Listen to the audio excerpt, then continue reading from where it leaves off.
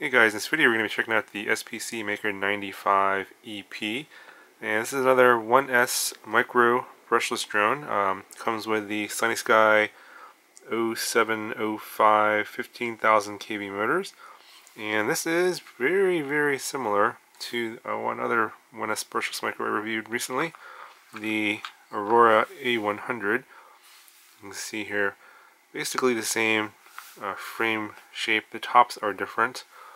The bottoms are slightly different too, but if you overlay the two frames, I believe the motors are in the exact same spots, as you can see. They have the exact same motors, the 0705 15,000 kV Sunny Sky motors. I think the all-in-one cameras are pretty much the same, similar. The flight controller is different on these. This one comes with like an all-in-one board with the gyro on the board. This one comes with a special board from SPCMaker. I don't think you can get this anywhere else. And then the gyro is on a ribbon cable that is sitting on top of a foam pad below it. So there's like a gap there below the, you can see here on this side, below the USB port there, there's a gap in that space. And the gyro is sitting, it's kind of back there tucked away. And I don't know if that's a good thing or a bad thing. I think they're doing that to isolate the vibrations. I didn't really notice much of a difference between the flight characteristics of either one of these. If I flew one after another, I wouldn't be able to tell you much difference. They felt pretty much very similar. You know, 1S motors only have so much power anyway, and there's only so much you can do in terms of tuning. So they fly very similar. The frames are very similar. 1.5mm bottom plates and 1.5mm top plates. The props are different though. I like this Hubsan style prop better than the Ladybird prop. You get more power on the Ladybird prop, but I think that the Hubsan prop's a little bit quieter, and the top end speed on the Hubsan is a little bit faster than on the Ladybird. Now some people disagree with that. That's just my feeling on the way I fly it. The other difference here is the weight. The Aurora RC1 is a little bit lighter.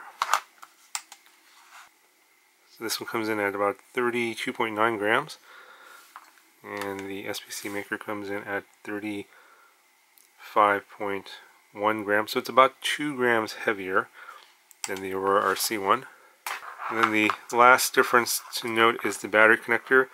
The Aurora RC comes with this micro low-C connector, and you have to use those batteries, or you can use an adapter, or you can just desolder the connector and put your own connector on there.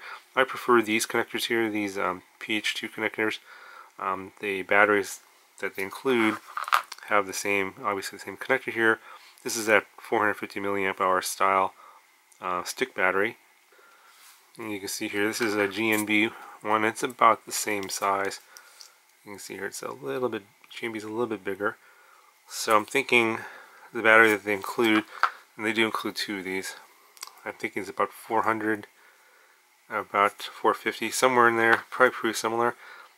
I don't think these are high volt though, these are just regular. I would actually go with a high volt because you can charge them up to 4.35 volts and get a little bit more flight time and a little bit more punch out at the beginning of the flight.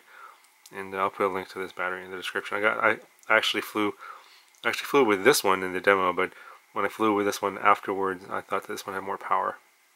Anyway, another difference obviously is going to be the price. The A100 is about $97, and I think the price for the SPCMaker 95 EP was around $109, about $12 more.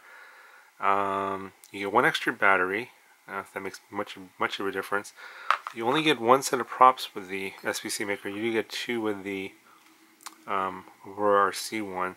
So little minor differences there. You don't get a whole lot of stuff with the SPCMaker, and obviously the major design difference is going to be the board with the gyro being separated, which could be a good or a bad thing depending on how you look at it.